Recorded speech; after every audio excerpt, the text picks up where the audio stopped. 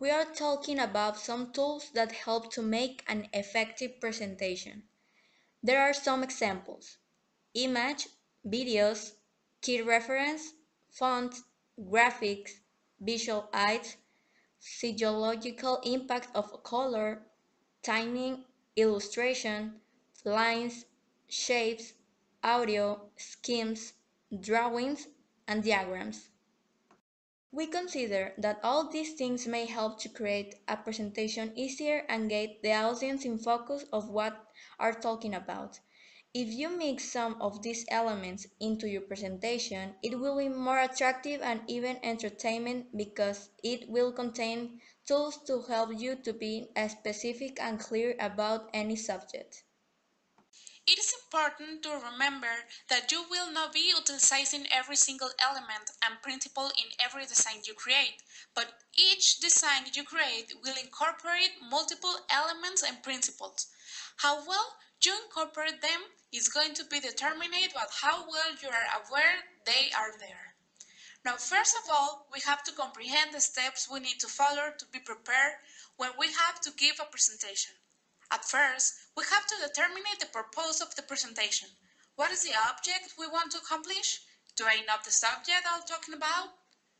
There are three different purposes on a presentation: to inform, to persuade, and goodwill.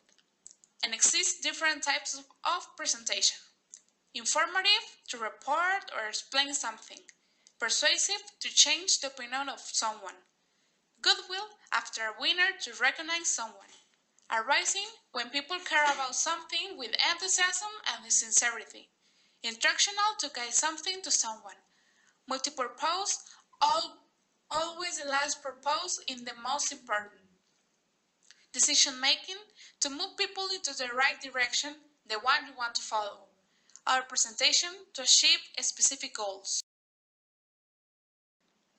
These types of presentation help you to know the way you are going to inform something and create a specific objective. And then it is the step on knowing the audience.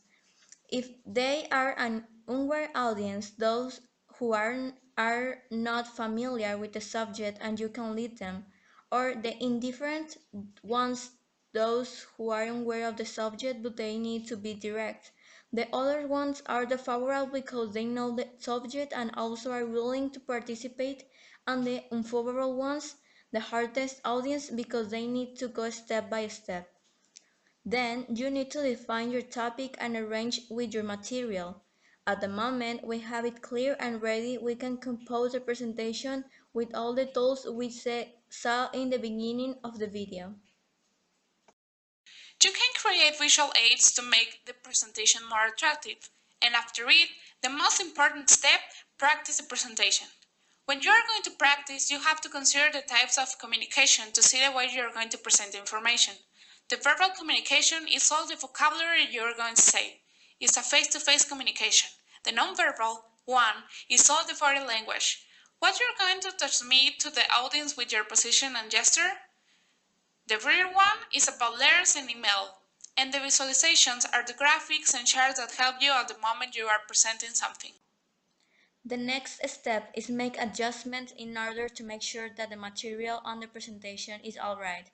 Analyze the room is an important step because you have to feel comfortable in the place you are going to present your topic, and also it is important the room layout because the audience needs to be able to see as well as your visual aids.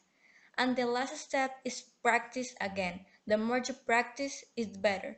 For us, the resources that we have until now are experience in visual aids like PowerPoint or Prezi, practice talking in front of an audience, and work with graphics like charts, diagrams, shapes, etc.